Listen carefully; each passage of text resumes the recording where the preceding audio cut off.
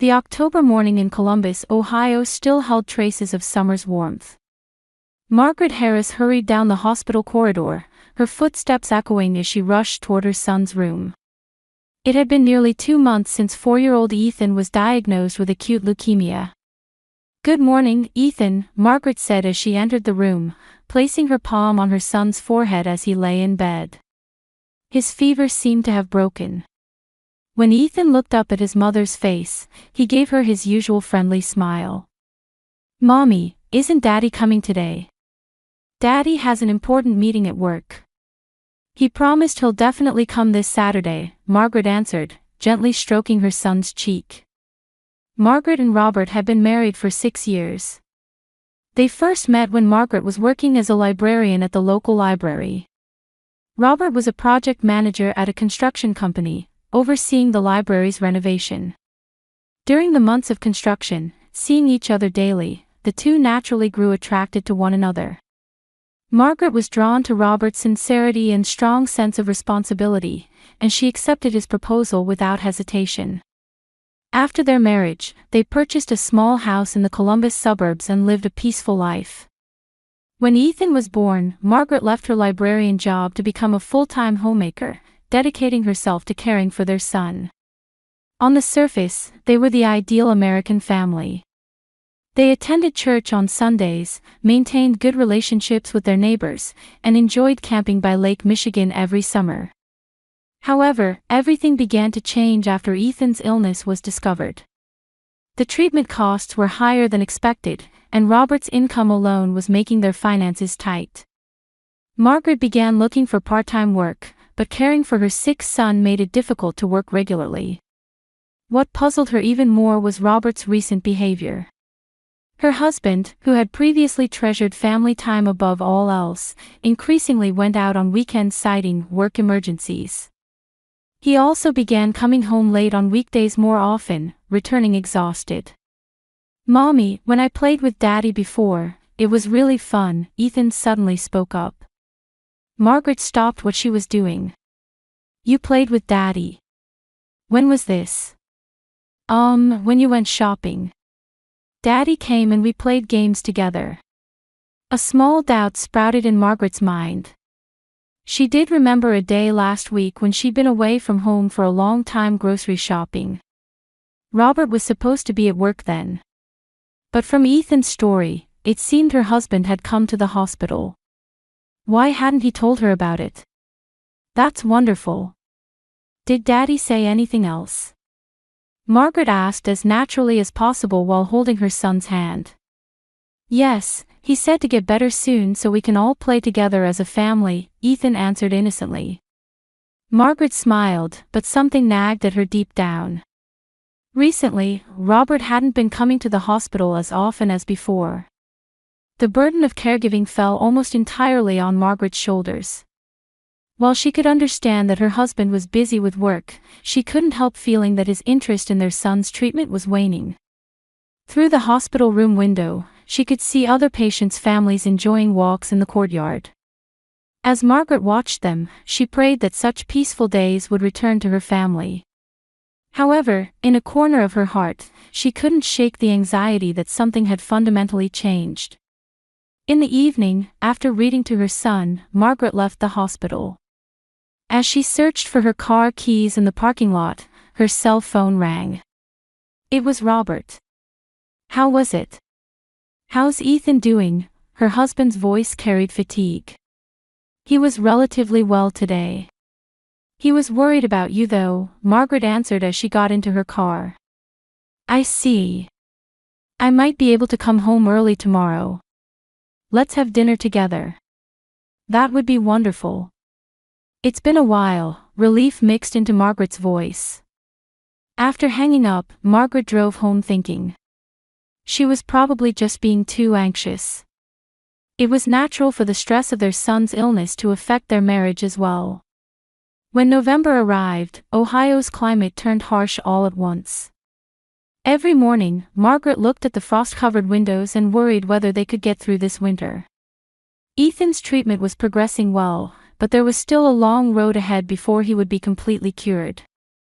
Around this time, Robert's behavior became even more puzzling. On a Saturday morning, as Margaret was preparing breakfast, Robert came downstairs wearing a suit. "It's the weekend, isn't it? Where are you going?" Margaret asked while frying eggs. "There's a problem at the construction site. I have to handle it just for the morning." Robert hurriedly drank his coffee. "I'll be back in the afternoon, then we can go to the hospital together." However, Robert didn't return home until after 7 in the evening. Seeing her exhausted husband enter through the front door, Margaret said nothing. She thought she understood the demands of the construction industry. But when this pattern continued almost every weekend, she couldn't help but have doubts. One afternoon, Margaret was spending time with Ethan at the hospital. Her son had lost his appetite due to chemotherapy side effects and seemed less energetic than usual. "Mommy, in my dream yesterday, I played in the park with my little sister," Ethan suddenly said. Margaret looked up from her book. "Little sister? Ethan, you don't have a sister." "But in my dream I had a sister. She was very kind and gave me flowers," Ethan said, staring at the ceiling. "Her name was Emma." Margaret smiled at her son's vivid imagination, but at the same time worried that the chemotherapy might be affecting his mental state. When she consulted with Dr. Wilson, the attending physician, he explained that it was common for children undergoing treatment to imagine fictional friends or family members. Due to stress and loneliness, children sometimes create beings that serve as emotional support. In Ethan's case, through the existence of a sister, he might be seeking a sense of family unity. While Margaret was convinced by the doctor's explanation, she became anxious again when Ethan began talking about Emma more frequently. Her son began giving detailed descriptions, talking specifically about what clothes Emma wore and what her voice sounded like. In the third week of November, Margaret was shopping at the neighborhood supermarket. As she was about to pay at the checkout, someone called to her from behind. "Margaret." Turning around, she found Linda, a friend from high school. The two were delighted by their unexpected reunion and chatted for a while. "How is Ethan doing?" Linda asked with concern. "Thanks to everyone, his treatment is progressing well," Margaret answered. "That's good to hear. Actually, I saw Robert last week. At a cafe near the hospital," Linda continued casually. "He was with a little girl, so I thought it was Ethan, but her hair color was different." Margaret's heart began racing. "A little girl?" "Yes, about 3 years old I'd say. She was a very cute child." "It was touching to see Robert speaking so gently to her," Linda continued innocently. "Maybe a relative's child." Margaret tried to hide her confusion. "Yes, that must be it." When Margaret got home, Linda's words wouldn't leave her mind. She couldn't think of any reason why Robert would be with a small girl. It might have been a co-worker's child, or perhaps a stranger's child he happened to encounter. But why hadn't he mentioned it to her? That night, when Robert came home, Margaret gathered her courage to ask. "I met Linda today. She said she saw you near the hospital with a little girl." Robert's hand stopped for a moment. He answered while removing his tie, "Oh, that was the daughter of a new client. After our meeting, I looked after her a little until her father came to pick her up." "I see." "I was worried," Margaret said, carefully observing her husband's expression. "There's no need to worry. It was just business." Robert kissed his wife's cheek and went to take a shower. Margaret tried to accept this explanation, but felt something unnatural about her husband's attitude. The old Robert would normally have talked about such an incident as conversation at home. The following Tuesday, Margaret was spending time with Ethan at the hospital. Her son had a slight fever but was in good spirits. "Mommy, when Daddy came yesterday, he told me about Emma," Ethan said innocently. Margaret's hand stopped. "Daddy? Yesterday?" "Yes, when you were at home. Daddy came and said Emma is a very hardworking girl." Margaret was confused. Yesterday afternoon, she had definitely been at home. She was doing laundry and cleaning, but hadn't received any communication that Robert was going to the hospital. Did Daddy say anything else? Margaret tried not to let her voice shake. Emma is seeing doctors just like me. But since she's smaller than me, she has to work even harder, Ethan said with a serious expression. Margaret tried to understand her son's words. It had become a story where a child named Emma actually existed and was receiving treatment at a medical facility. This went beyond the realm of an imaginary friend. That night, Margaret felt the urge to check Robert's cell phone call history. However, she reconsidered, thinking that going that far would betray her trust in her husband. Instead, she decided to ask directly. Ethan said you went to the hospital yesterday. Robert looked up from his newspaper. Yesterday? No, I didn't go. The meeting ran long, so I went straight home. But Ethan clearly said you came. Maybe Ethan's memory is getting fuzzy. The medication can have effects. Robert turned back to his newspaper. You shouldn't take children's stories too seriously. Margaret felt uncomfortable with her husband's reaction. The old Robert would have worried about their son's statements together with her. The current Robert seemed to be trying to avoid the topic. When December arrived, Ethan's stories about Emma became even more specific. Emma's favorite color was pink, she always carried a stuffed rabbit, and she was good at singing. Most puzzling of all was the story that Emma was also receiving treatment at the same hospital. Margaret asked at the nurse's station whether there was a patient named Emma. Due to privacy concerns, she couldn't get detailed information, but one of the nurses answered, yes, there is a cute little girl named Emma. At that moment, Margaret's world stood still. The Emma that Ethan had been talking about was a real person. And the person who knew details about this child was none other than her own husband. In the second week of December, Ethan's condition suddenly deteriorated.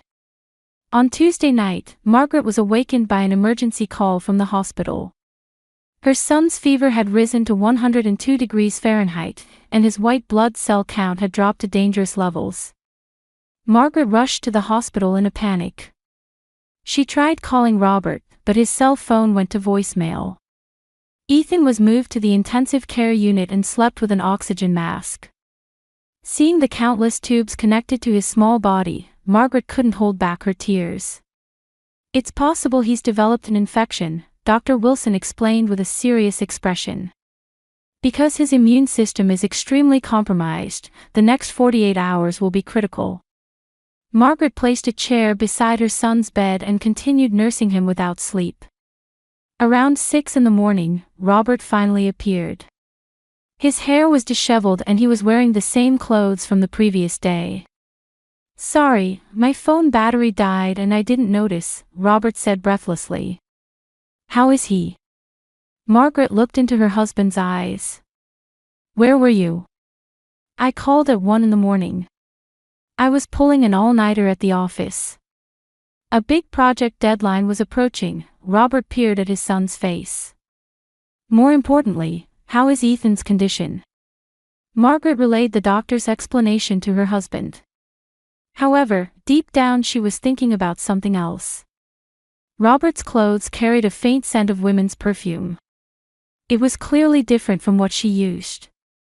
That afternoon, Ethan's fever dropped slightly, but his consciousness was still hazy. Margaret held her son's hand, waiting for him to wake up. Robert said he had an afternoon meeting and left the hospital after about an hour. In the evening, Ethan finally opened his eyes. He looked at Margaret and gave a weak smile. Mommy, I'm thirsty. Margaret called the nurse and gave her son a small amount of water. Ethan seemed to regain some energy and tried to sit up in bed. You still need to rest, Margaret gently laid her son back down. Mommy, I had a scary dream, Ethan gripped his mother's hand tightly. I was in a dark place, all alone. It's okay now. Mommy is here with you, Margaret stroked her son's forehead. Ethan was quiet for a while, but suddenly spoke up as if remembering something. Mommy, bring a toy for my sister." Margaret's hand stopped. She thought her son might be delirious from fever, but Ethan's eyes were clear and his consciousness seemed lucid. "Ethan, you don't have a sister," Margaret said gently. "But there's Emma," Ethan answered as if it were obvious. "Emma came to the hospital too. She was with Daddy before." Margaret's heart began pounding violently. "With Daddy? When?" When you were taking a nap at home," Ethan tried to remember while looking at the ceiling. "Daddy brought Emma and introduced her to me." Margaret desperately tried to understand her son's story. What was Emma like? She was very small with golden hair. And she was holding a stuffed rabbit, Ethan described in detail. "Daddy said Emma is sick just like me." Margaret's world began to crumble. The child named Emma that her son was talking about was clearly a real person. And Robert had secretly introduced this child to their son. "What did Emma say?" Margaret asked in a trembling voice. "She called me Big Brother," Ethan smiled happily. "And we promised to get better soon and play together." Margaret stood up and walked to the window. Snow was beginning to fall outside. If her son's story was true, Robert had a secret he was hiding. And that secret involved a small girl. "Mommy, what's wrong?" Ethan called out with concern.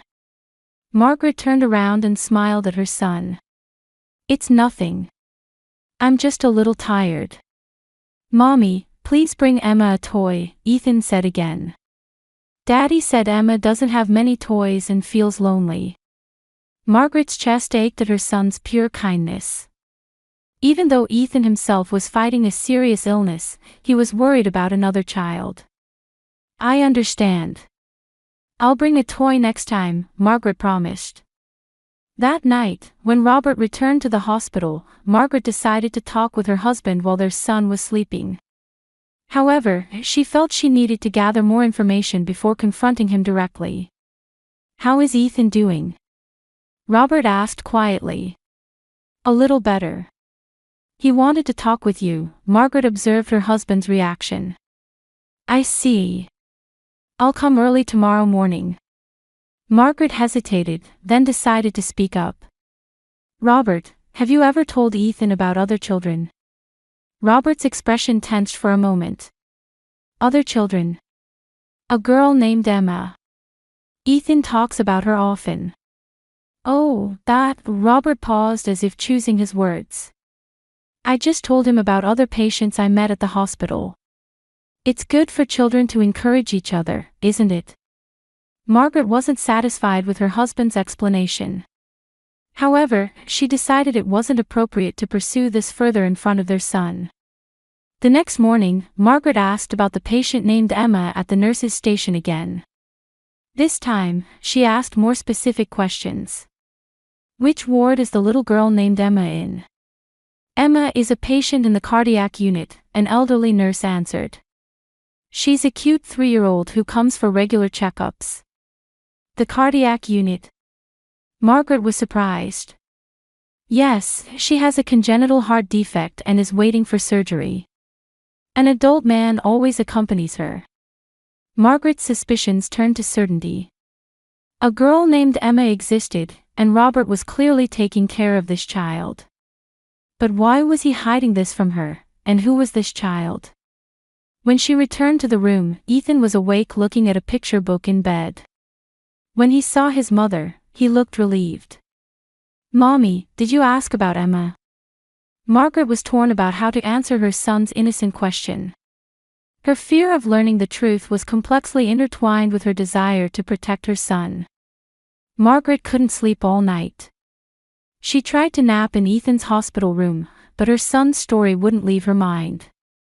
The girl named Emma, the cardiac unit, and Robert's inexplicable behavior. All the pieces pointed to one terrifying possibility. The next morning, Margaret made up her mind to visit the hospital's administrative office. She asked the receptionist if she could review security camera footage. "I'm sorry, but due to privacy concerns, viewing footage requires a legitimate reason," the clerk explained politely. Actually, it seems my husband has been visiting our son without telling me, and there are discrepancies between my son's story and my husband's explanation. Margaret spoke seriously. I need accurate information to make decisions about my son's treatment plan. After consulting with her supervisor, the clerk allowed limited footage review. Margaret was permitted to view 2 weeks of entrance footage from the pediatric ward. The first few days of footage showed nothing unusual. However, in footage from last Tuesday around 2 p.m., Margaret's heart nearly stopped. The screen showed Robert entering the hospital holding hands with a small girl. The girl was blonde and, just as Ethan had described, was holding a stuffed rabbit. Behind them followed a young woman. This is... Margaret involuntarily spoke aloud. When she rewound and checked again, it was definitely Robert. And the woman was someone she didn't recognize. Margaret asked the clerk to check footage from other times that day. Around 4 p.m., there was footage of the same 3 people leaving the hospital. Robert was carrying the girl, talking with the woman. The scene looked like a family from every angle. Margaret took out her trembling cell phone and photographed that scene. She needed evidence. But at the same time, she felt crushed by the pain of accepting reality. When she returned to the room, Ethan was happily talking with a nurse. Seeing her son's innocent smile, Margaret felt tears welling up. This child knew nothing and was a victim of his father's double life. "Mommy, what's wrong? You look pale," Nurse Carol asked with concern. "I'm just a little tired," Margaret forced a smile. That afternoon, Margaret made a decision. She would wait for Robert to appear with Emma next time. She told Ethan she had some errands and left the room, waiting in the first-floor lobby. After 3 p.m., Margaret's intuition proved correct. Through the hospital's main entrance, Robert entered with a young woman and small girl. The girl certainly matched Ethan's description. Blonde hair, blue eyes, and carefully holding a stuffed rabbit. Margaret hid behind a pillar and observed the 3. Robert gently lifted the girl and whispered something to her. The woman placed her hand on Robert's arm, showing the intimacy of a wife. The 3 headed toward the cardiac unit. Margaret followed at a distance. At the cardiac unit reception, while the woman filled out some paperwork, Robert entertained the girl. "Emma, let's be good today too," Margaret heard Robert's voice. Margaret couldn't believe her ears. Robert was calling the girl Emma. And his tone clearly contained a father's affection. When the examination began, Robert and the woman sat in the waiting room talking. Margaret observed them from afar. The woman appeared to be in her late 20s, considerably younger than Robert. Between them was an intimacy that suggested a long-standing relationship. About an hour later, the examination ended and Emma returned. The girl was crying, but when Robert picked her up, she stopped crying as if comforted. "Daddy, it hurt," Emma's small voice could be heard. Margaret's world completely collapsed. Emma was calling Robert Daddy. This meant Robert had a daughter she knew nothing about. A doctor appeared and began talking with the 3. Margaret strained to listen, but with many medical terms, she couldn't understand the details. However, it was clear they were discussing Emma's heart surgery. When the 3 were leaving the hospital, Margaret decided to gather courage and call out to them. But her feet wouldn't move. Fear of accepting reality paralyzed her. In the end, Margaret could only watch the 3 leave. In the parking lot, Robert put the woman and child in the car and exchanged a farewell kiss. It was a husband and wife's parting kiss. When Margaret returned to the room, Ethan was waiting worriedly. "Mommy, you were gone for a long time. I'm sorry. My errand took longer than expected." Margaret gripped her son's hand. "Mommy, did you see Emma today?" Ethan asked innocently. Margaret couldn't answer her son's question. Instead, she answered vaguely, "I'm sure you'll see her soon." That night, when Robert appeared at the hospital, Margaret desperately tried to remain calm. Her husband talked with their son as if nothing had happened, discussing work. Margaret felt frightened by his natural acting. "You should go home early and rest today," Robert said. "I have an important meeting tomorrow, so I have to leave early in the morning." Margaret couldn't believe her husband's words. Tomorrow too, he would probably go to his other family. When Margaret got home, she searched Robert's study for any clues. In the back of a desk drawer, she found a small photograph. It showed Robert, Emma, and the woman she'd seen today together in a family photo. On the back was written, "Jessica, Emma, Daddy." Margaret sat down trembling, holding the photograph. Her husband had another family. And that family had been going on for years. The next morning, after Robert left, Margaret made up her mind to call a detective agency. There was no longer any room for doubt, but she needed legal evidence. Specifically, she needed to know details about the relationship between Emma and Robert, and his relationship with the woman named Jessica. The detective promised to report the investigation results within a week. However, in Margaret's heart, all the answers were already clear.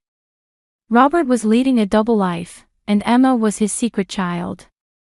And her son Ethan had unknowingly learned of his half-sister's existence.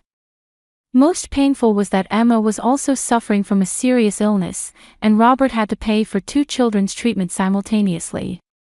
This explained all of his recent behavior. Weekend outings, late returns home, and avoiding visits to his son. Everything was to secure time with his other family. The detective's investigation report confirmed Margaret's expectations. Robert and Jessica had been in a relationship for 5 years, and Emma was 3 years old and Robert's biological daughter. Jessica had worked as a nurse but was currently on leave to focus on Emma's congenital heart disease treatment. By the end of January, Ethan's condition had improved dramatically. His response to chemotherapy was good, and doctors said he would likely be cleared for discharge. However, Margaret's heart wasn't clear. While rejoicing in her son's recovery, she had to make decisions about their family's future. On a snowy evening, Margaret finally felt it was time to face Robert. After Ethan fell asleep, the couple talked in the hospital waiting room. "Robert, we need to talk." Margaret placed the photograph on the table. The color drained from Robert's face. He remained silent for a long time, then sighed deeply. "How long have you known?" "Since Ethan started talking about Emma." "That child can't lie," Margaret answered quietly. "Why didn't you tell me?" Robert held his head in his hands. "I didn't want to hurt you. And when Ethan got sick, I lost the timing to tell you everything. Emma is sick too, isn't she? Congenital heart disease. She needs surgery, and the costs." Robert's voice was halting. "Jessica is raising her alone, and I have to support them." While listening to her husband's explanation, Margaret held complex emotions mixing anger and sympathy. "You were supporting two families simultaneously. I love you and Ethan. That's true. But Emma and Jessica are also my responsibility." The following week, Margaret met with a lawyer. She consulted about divorce proceedings but also conveyed that she wanted to prioritize the children's welfare. The relationship between Ethan and Emma especially needed careful consideration. In early February, Ethan was officially scheduled for discharge. The day before going home, Margaret had an important conversation with her son. "Ethan, Daddy and Mommy are going to live apart for a while." Ethan looked confused. "Why?" "Sometimes adults have difficult problems. But both Daddy and Mommy's love for you will never change." "What about Emma?" Ethan's question was pure. Margaret gripped her son's hand. "You can still be friends with Emma." To keep that promise, Margaret met Jessica for the first time a week later. The two met at a neutral location, a coffee shop. Jessica looked younger than Margaret had imagined and appeared exhausted. "Emma's surgery is scheduled for next month," Jessica spoke modestly. "Emma always talked about Ethan. I see. Ethan was worried about Emma too, Margaret answered with mixed feelings. The two women quietly talked about their respective situations. They could have hated each other, but both prioritized their children's happiness. When spring arrived, a new rhythm of life was established. Margaret and Ethan lived in their original home, and Robert visited his son on weekends. Once a month, time was also arranged for Ethan and Emma to spend together. One Sunday afternoon, watching Ethan and Emma play in the park, Margaret understood a new truth. Family isn't defined only by blood relations. It's created by love, responsibility, and choice. Ethan recovered completely, and Emma's surgery was successful. The two children were bound by a pure connection that transcended the complicated circumstances of the adults. Margaret began a new life. She returned to work as a librarian, and while treasuring time with her son, she also began pursuing her own happiness.